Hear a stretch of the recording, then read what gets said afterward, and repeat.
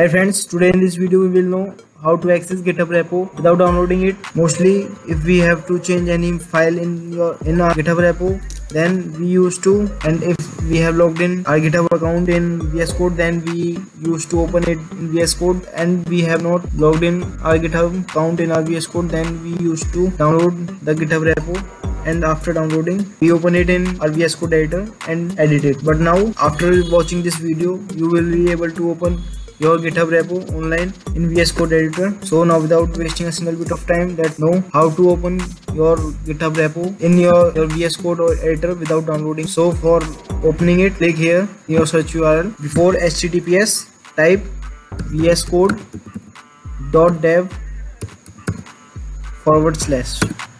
and hit enter.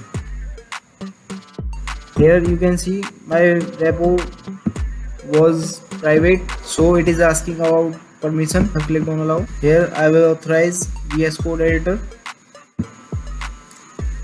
Here you can see I have opened this GitHub repo